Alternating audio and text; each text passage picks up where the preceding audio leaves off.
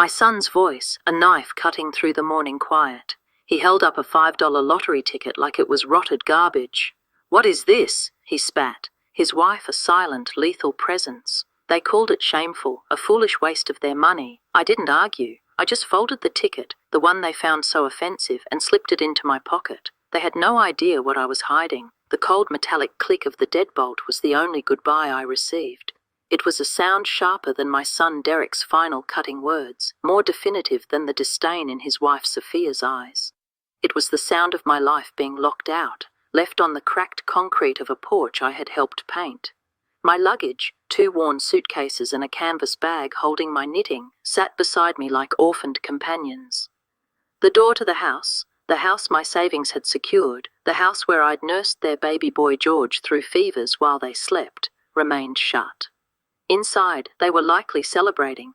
Outside, in the humid Ohio air, I was a ghost. This final brutal act had begun 2 days earlier, over a $5 piece of paper. "For God's sake, Mom, what is this garbage?" Derek's voice, my son's voice, had sliced through the morning quiet. He loomed over me at the kitchen table, his shadow falling across my cup of tea. He held up the lottery ticket between his thumb and forefinger, as if it were something rotted. His wife Sophia was a silent, lethal presence by the sink. She polished a wine glass, her movements slow and deliberate, her reflection in the glass a distorted mask of contempt. She didn't need to speak. Her silence was a weapon she had honed to a razor's edge. Her judgment was in the purse of her lips, the slight, dismissive tilt of her head. I looked from his furious face to the ticket. It was a simple scratch-off, a small ritual I'd adopted after my husband Robert passed. He'd worked his life away in the steel mills that once lined the Cuyahoga River, and when he was gone, the silence in our small apartment was deafening. The scratch-offs were a whisper of hope in that silence, a $5 daydream. It wasn't about winning, it was about the possibility, the brief, thrilling hum of what if. "It was my own money, Derek," I said, my voice barely a rustle of leaves. "From the cookie jar?" He laughed, a harsh, ugly sound that didn't suit the boy I remembered. "That's for groceries. That's our money. You don't have an income, Mom. We pay for everything. We let you live here for free. Don't you forget that." Free. The word landed like a physical blow. It was meant to. It was designed to erase the years I'd worked double shifts at the diner after Robert's accident, the life insurance policy I'd handed over to them for the down payment on this very house, the countless hours I'd spent being a grandmother so Sophia could pursue her online influencing career, all of it erased by that one cruel word. "It's not the $5, he seethed, his face reddening. "It's the principle, the sheer foolishness. You're 72 years old, acting like a child. Grow up." Sophia finally spoke, her voice a syrupy poison. "We just think it's a bit undignified, Olivia. People talk." I felt myself shrink in the chair, my world narrowing to the floral pattern on the vinyl tablecloth. I wanted to explain that the man at the corner store, Mike, knew my name because of those tickets, that in a life where I was becoming increasingly invisible, his cheerful, "the usual Mrs. T," was a small anchor, but the words wouldn't come. They were trapped behind a wall of shame they had so expertly built. I carefully folded the ticket, the one they found so offensive, and slipped it into the pocket of my cardigan. I hadn't even scratched it yet. "Don't say we didn't warn you," Derek muttered, turning his back on me. Sophia followed, a shadow at his heels. I sat there for a long time, the silence they left behind heavier than any noise. The kitchen, once my domain of comfort and care, felt alien. I looked at the little pencil marks on the doorframe where I'd charted Derek's height, at the faint scratch on the floor where he'd crashed his first tricycle. This house was a museum of a love they had forgotten, and I was just an exhibit they were tired of dusting. Hey, if you're finding yourself as invisible as Olivia felt, maybe it's time to hit that subscribe button. Don't let life pass you by without making your mark. If you don't, how will you ever know what stories you're missing out on? Later that morning, I sat on the porch swing, needing to breathe air that wasn't thick with their resentment. I pulled the ticket from my pocket. It was a Buckeye Bonanza game promising a grand prize of $17 million. At the bottom, in tiny print, were the words, "Sign here to validate." As always, I had my name, Olivia Mae Thompson, written on the back in shaky but clear blue ink, dated that very morning. My hands trembled as I took a quarter from my purse. The familiar rasp of metal on paper was a small act of defiance. I scratched off the latex coating, my heart a nervous drum against my ribs. A number, 14, A28, A3. I kept scratching, my breath held tight in my chest, and then I saw them. The symbols aligned, the numbers matched. Under the prize box, a figure that made my vision blur, $17,000. I didn't gasp, I didn't shout. A profound, crystalline stillness settled over me. I stared at the ticket, not in disbelief, but in absolute, terrifying certainty. I folded it with the reverence of a prayer and tucked it into a zippered compartment deep inside my purse. In that moment, on the porch of the home where I was no longer welcome, I felt a power I hadn't felt in decades. It wasn't the money, it was the knowledge. They thought they held all the cards, but they never even bothered to look at the name on the back. They toasted their own superiority, but I held the truth. And for the first time in a very long time, I knew exactly what I was going to do with it. The following day, I said nothing. I moved through the house like a phantom, my secret tucked away like a hidden heart. I tidied the kitchen, weeded the small garden Sophia ignored, and offered a polite, hollow smile when they passed me in the hall. The winning ticket was a warm weight in my purse, a promise only I understood. It was while sorting their laundry that a cold dread began to seep into my calm. I kept a small wicker basket in the laundry room for miscellaneous items found in pockets, loose change, receipts, and often my losing lottery tickets. I'd save them for second-chance drawings, a habit of thriftiness they found pathetic. I remembered tossing a different ticket in there yesterday, a losing one. On a whim, I reached in to retrieve it. My fingers brushed against the bottom of the basket. It was empty. My first thought was that I'd thrown it out. I checked the trash can, sifting through coffee grounds and junk mail. Nothing. I looked under the washing machine behind the detergent. The ticket was gone. A quiet, sickening suspicion began to bloom in my stomach. It was just a losing ticket, worthless, but its absence felt like a violation, a quiet trespass. That night, the sound of their celebration echoed from behind their closed bedroom door. Giggles, the distinct pop of a champagne cork, the clinking of glasses. The next morning, a delivery truck idled in the driveway. A massive 80-inch television was wheeled into the house. Sophia signed for it in a silk robe, a queen accepting tribute. The day continued with a parade of deliveries, cases of expensive wine, a designer coat I knew cost more than my entire monthly social security check, boxes from high-end electronics stores. They never mentioned a lottery win to me. They didn't have to. They just lived it loudly and lavishly in front of the woman they had shamed for a $5 piece of paper. I sat in my armchair, the needles in my hand clicking a frantic, uneven rhythm. My knitting, a tangled mess of my anxiety. I wanted to be wrong. I prayed I was wrong. Maybe they'd come into some money of their own, a bonus, an inheritance. But I knew. The confirmation came when Sophia left her phone on the kitchen counter. The screen lit up with a text from her sister. The message was a dagger. OMG, Soph, $17 million. Are you seriously not telling the old bat? I froze, my hand hovering over the dish towel. The old bat. That's what I was to them. Not a mother, not a grandmother, just an obstacle. They had found the ticket, the losing one, I realized with a jolt. They must have found it, assumed it was the winner, and somehow managed to cash it. But how? My mind raced, trying to piece together their deceit. They hadn't found the real ticket. The signed $17 million ticket was still safe in my purse. So what had they found? What were they celebrating? My confusion was a thick fog, but the betrayal was as clear as glass.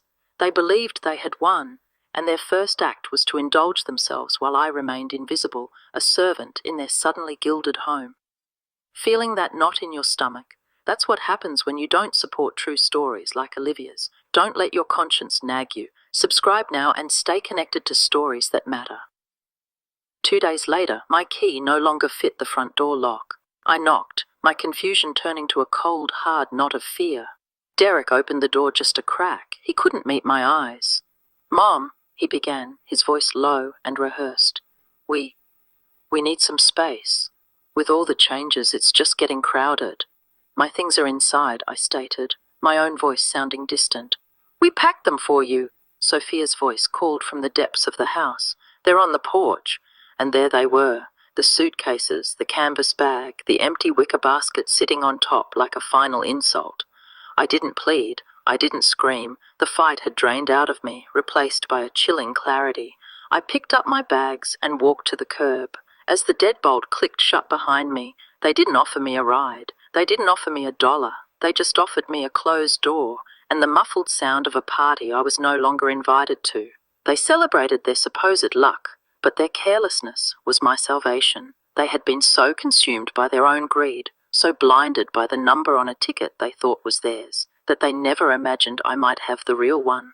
The West Park branch of the Cleveland Public Library smelled of old paper and quiet dignity. It was warm, and it was free. For now, that was enough.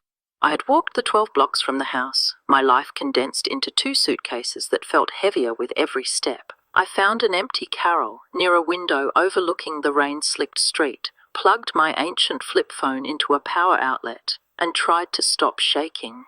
I had the truth, but the truth felt fragile against the weight of their cruelty. I needed proof. I opened my phone's photo gallery, scrolling past blurry pictures of my grandson George and the rose bushes I tended, and then I found it. A photo I'd taken at the corner store 3 days ago, a habit born from a vague sense of self-preservation. It was a clear shot of the winning Buckeye Bonanza ticket flat on the counter before I scratched it. I zoomed in. The serial numbers were visible, and on the back, my signature, Olivia Mae Thompson, was undeniable. My breath hitched. They hadn't stolen the winning ticket. They must have found a different one, maybe a discarded dud from the week before, and in their feverish greed they saw what they wanted to see. They had built their castle of new electronics and champagne on a foundation of wishful thinking and my supposed foolishness. But the real ticket, the signed, legally binding document, was in my purse. A new kind of resolve hardened within me. A confrontation would be useless. A storm of their denials and gaslighting. I needed a different weapon. I opened the library's browser and searched for the Ohio Lottery Commission. I found a number for disputed claims. The woman who answered had a calm, steady voice that felt like an anchor. I explained the situation, my voice trembling at first, then gaining strength as I laid out the facts. I had the original signed winning ticket. I had a time-stamped photo of it pre-scratch, from the point of purchase. "Ma'am," the woman said after a thoughtful pause, "if your name is on that ticket and you have proof of purchase, the ticket is yours. It doesn't matter who else thinks they won. The signature is the legal determinant." Tears I hadn't allowed myself to cry now streamed down my face. They weren't tears of sadness, but of overwhelming relief. "So it's not too late?" "Not at all," she assured me. "We'll open an official inquiry. Do not lose that ticket or that photograph." After the call, I walked back to the corner store. Mike, the young cashier, was behind the counter. "Hey, Mrs. T," he said, smiling. "The usual." "Not today, Mike," I said, my own smile feeling less fragile. "I need a favor. Can you pull the security footage from 3 days ago, around 10 a.m.? I just need a still shot of me buying a ticket." He looked at me, his brow furrowed with concern. "Everything okay?" "Not really," I admitted, "but I'm fixing it." He made a call, and minutes later, he handed me a printed image. It was me standing at the counter, holding out a $5 bill. I looked tired, worn, but undeniably there. I was a person, a customer, the rightful owner. With the ticket, the phone photo, and the security still, I had an irrefutable trinity of truth. If you're still here, you're clearly invested in Olivia's fight for justice. Don't leave her hanging. Click that subscribe button, or tell me in the comments why you're not ready to commit. Are you afraid of what you might miss? That evening, in the quiet hum of the library, I emailed it all to the Lottery Commission. The response came within an hour. "Claim received. Preliminary evidence verified. Please await formal review. The ticket has been flagged in our system." I stared at the words. "Legally yours." I had no home, no family, and less than $100 to my name. But I had the truth. And now, so did the state of Ohio. The official email arrived 48 hours later. "Dear Miss Thompson, your identity as the purchaser and signatory of winning ticket B78B451902 has been verified. You are the rightful claimant of the $17 million prize. Please contact our Columbus office to begin the secure transfer process. Options for anonymity are available. Rightful claimant. I chose the Senior Privacy Clause, a measure designed to protect elderly winners from fraud and exploitation, often from their own families. The irony was not lost on me. Meanwhile, across town, their fantasy was beginning to crumble. My phone, which I'd kept on silent, began to vibrate incessantly. 6 missed calls from Sophia, 10 from Derek. Then the texts started, a frantic cascade of panic and lies. Mom, where are you? We were worried. Okay, we found a ticket. We thought it was the big one. It was a mistake. Let's just talk about this. The lottery office said there's a conflicting claim. What did you do, Mom? Answer me. Let's just split it 50-50. That's more than fair. This can be good for all of us. I pictured them at the lottery office, puffed up with arrogance, ready for their press conference, only to be told that the prize had already been claimed by its legal owner. I imagined Sophia's mask of charm cracking, Derek's face contorting in impotent rage. They had rehearsed their acceptance speech, but had never considered the possibility of defeat. A long, rambling voicemail from Sophia followed. Her voice was thick with false sweetness. Olivia, I know we've had our issues, but think of George. Think of family. This money doesn't have to tear us apart. It can be a bridge. A bridge? They had burned the entire village to the ground and now wanted to borrow a cup of sugar. I powered the phone off. I let them sit in the silence they had so callously imposed on me. The money was mine. The power was mine. But most importantly, the truth was mine, and I had no intention of ever setting foot on their side of that burned bridge again. Still not subscribed? Think about how many more shocking betrayals and incredible comebacks you might miss. Don't let regret be your constant companion. What's holding you back from joining this community? Share your reasons in the comments. Their next move was as predictable as it was vile. When quiet manipulation failed, they turned to public demolition. A librarian, Ms. Albright, who had taken a quiet interest in my plight, gently showed me her phone. Olivia, I think you need to see this. It was Sophia's Facebook page. Her profile picture was a professionally lit portrait, head tilted, a serene smile plastered on her face. The post beneath it was a masterpiece of calculated victimhood. Heartbroken. Sometimes the people you love most betray you in the cruelest ways. My husband's mother, Olivia, who we took into our home, stole our winning lottery ticket right out of my purse. We believe her age has made her confused and greedy. We only ever wanted to provide for our daughter's future. Please pray for our family. The post was accompanied by a photo of them on their porch, clutching George between them, their faces arranged in masks of solemn grief. It was decorated with hashtags: elder abuse, #family, betrayal, #theft, #justice for George. The comments flooded in, a torrent of poison aimed at me. Disgusting! How could a mother do that? Take her to court. She's clearly senile. That poor little girl, her grandmother stole her future. I stared at the screen, my hands cold. They were trying to destroy my name, my reputation, the one thing I had left. They assumed I would crumble, that I would hide in shame. They had forgotten one crucial detail. I had kept everything. With Ms. Albright's help, I sat down at a library computer. My fingers, usually clumsy with technology, moved with a steady purpose. I began to build my case, not for a courtroom, but for the court of public opinion they had so arrogantly convened. First, the photo of the ticket, my signature clear and bold. Second, the security camera still of me at the counter purchasing it. Third, a bank statement showing the $5 withdrawal. Fourth, I scrolled through months of old texts until I found one from Sophia, sent after I'd accidentally broken a plate. I am so sick of you being a useless freeloader in my house. I took a screenshot. The final piece was the official letter from the Ohio Lottery Commission, a PDF document stating unequivocally that Olivia Mae Thompson was the sole verified winner. I compiled it all into a single file. My own caption was simple and direct. To whom it may concern. A false narrative is being spread about me. Here is the documented truth. I did not want to make this public, but I will not allow my name to be slandered. The truth has receipts.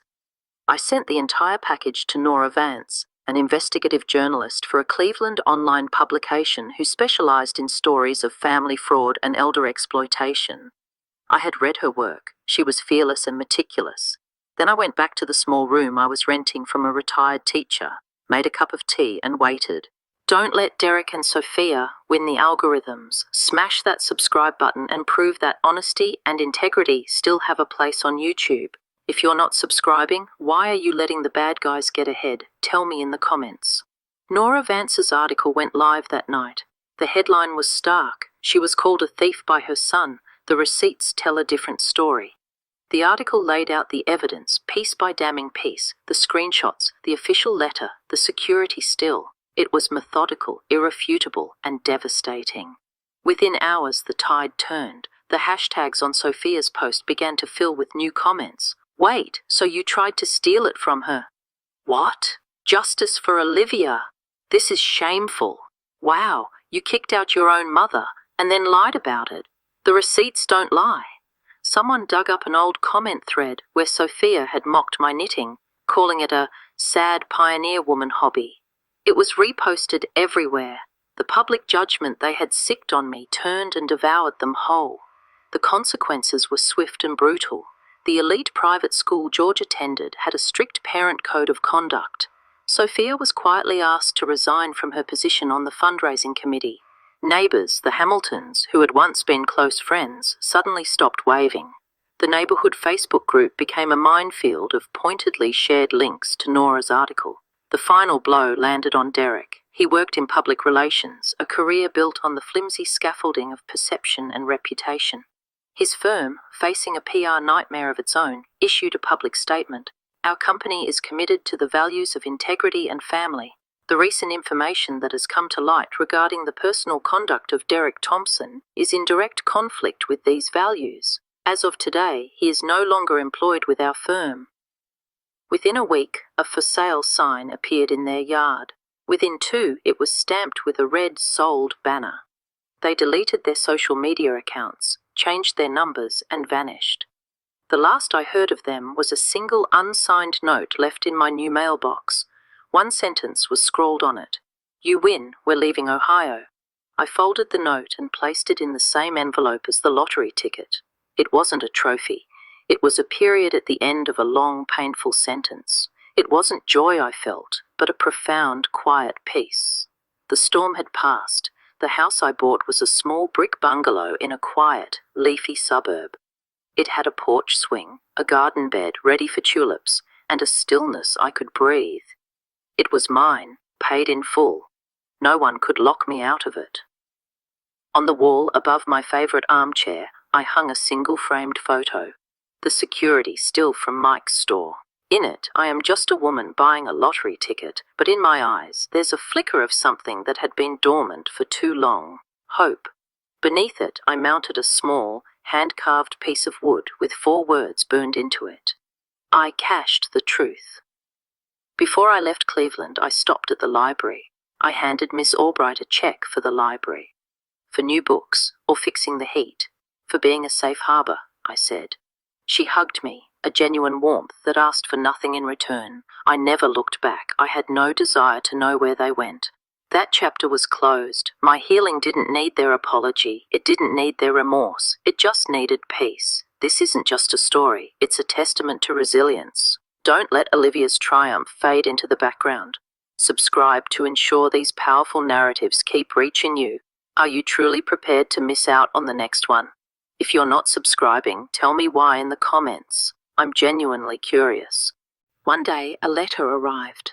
The handwriting unmistakably Derek's. It was a rambling, self-pitying plea for a second chance, for a connection, if not for me, then for George. There was a time that letter would have broken my heart. I would have folded it, cried over it, and allowed myself to hope. But I was not that woman anymore. I took out a simple note card with a sunflower on the front and wrote one line. Forgiveness is something you must find for yourselves. My peace is no longer yours to borrow.